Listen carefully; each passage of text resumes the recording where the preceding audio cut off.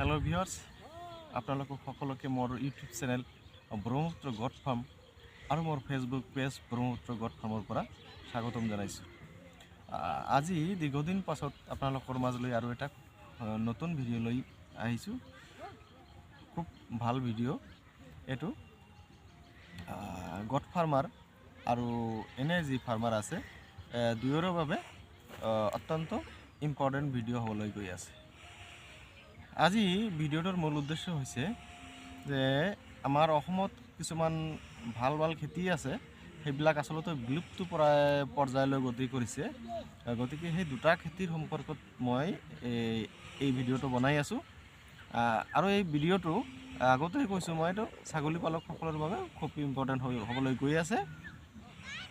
আৰু এই double crop mission এটা অসম চৰকাৰে এটা আঁচনিয়ে ওলাইছিলে।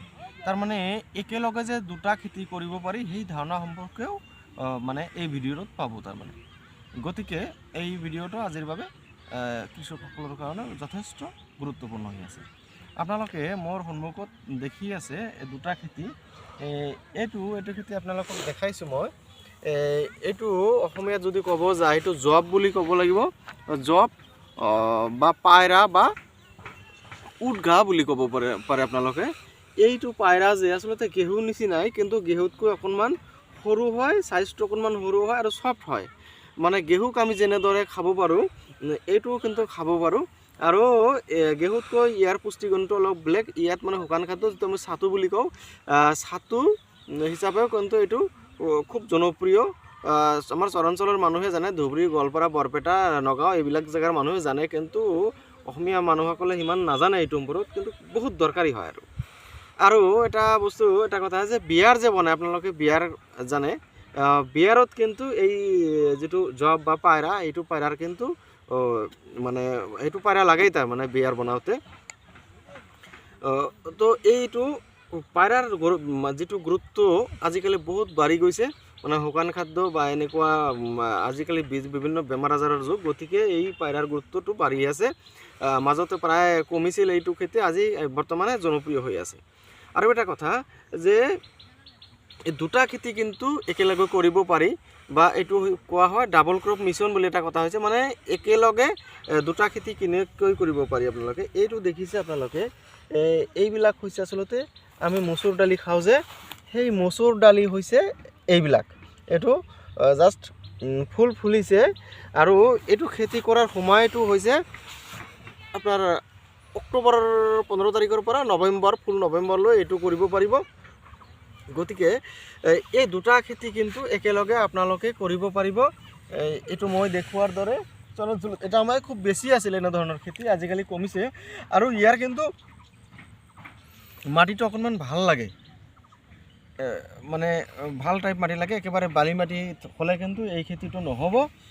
তো আপোনালোকৰ যিটো মোৰ ভিডিঅ'ৰ যিটো উদ্দেশ্য আছিল, ব্যাখ্যা আছিলে, সেইটো আপোনালোকক বুজাব পাৰিছোঁনে?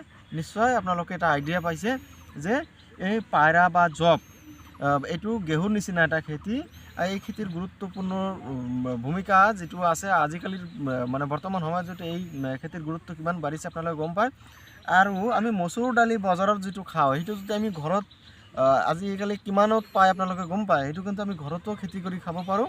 তাৰে উদাহৰণ হৈছে এইটোৱে যে এইটো মচুৰ দালি আমি নিজেও খেতি কৰিব পাৰোঁ। অসমত হয়, যথেষ্ট হয়, কিন্তু বহুতেই নকৰা হৈছে আজিকালি।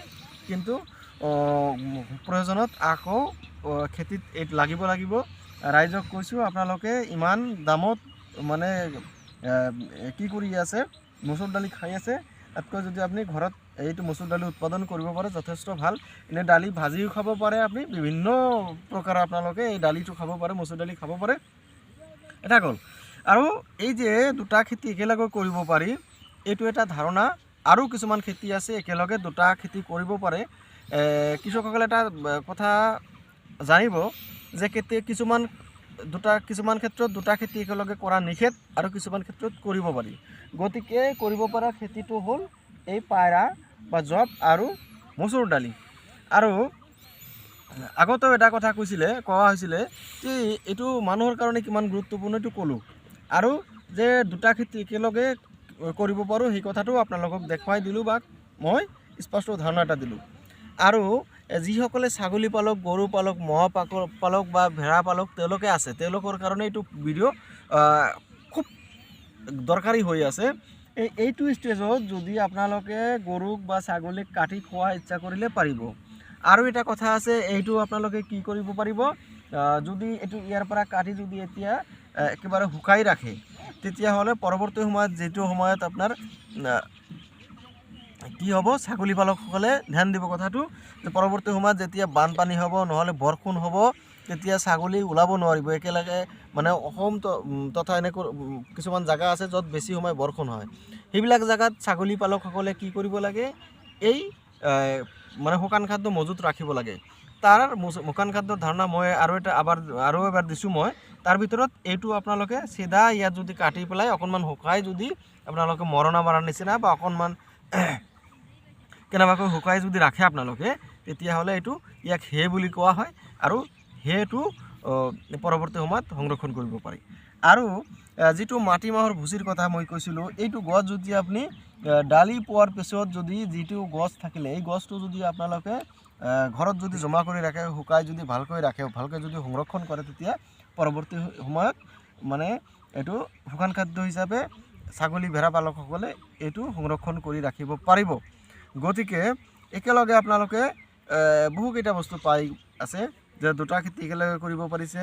ইফালে মচুৰ দালি পাই আছে, ইফালে পাৰা বা জব পাই আছে।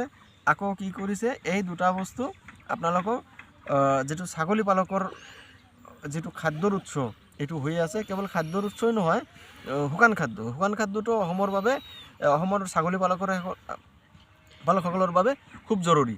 কাৰণ অসমৰ নিচিনা জেগাত যদি শুকান খাদ্য মজুত নাৰাখে, তেতিয়া মানে কেতিয়াও আপোনালোকে সফল হ'ব নোৱাৰিব। মই একেবাৰে এক কথাত কৈ দিছোঁ, অসমত কিছুমান জেগাত বানপানী বেছি হ'ব, তেতিয়াও এনেকুৱা খাদ্যৰ দৰকাৰ আছে। আৰু কিছুমান জেগা আছে যিটো বানপানী নহয়, বানপানী নহ'লেও একেৰাহে 2-3 দিন বৰষুণ হ'ব, গতিকে তেতিয়াও দৰকাৰ আছে। বা কেতিয়াবা একেবাৰে 2-3 দিন, 4 দিন, 5 দিন, 6 দিনমান এনেকুৱা যায় যে তেতিয়া শুকান খাদ্যৰ দৰকাৰ হয়। গতিকে যিসকলে মোৰ চেনেলটো এতিয়াও ছাবস্ক্ৰাইব কৰা নাই, মোৰ পেজটো এতিয়াও ফ'ল' কৰা নাই, তেওঁলোকক মই কৈছোঁ যে আপোনালোকে এই খেতি বাতি সম্পৰ্কীয় আচৰিত ধৰণে বহুত নতুন কৌশল জানিব পাৰিব, টিক্স জানিব পাৰিব। গতিকে মোৰ চেনেলটো ফ'ল' কৰিবলৈ নাপাহৰিব আৰু ছাবস্ক্ৰাইব কৰিবলৈ নাপাহৰিব। সকলোকে ধন্যবাদ জ্ঞাপন কৰি মই এতিয়ালৈ এই ভিডিঅ'টো শেষ কৰিছোঁ। ধন্যবাদ।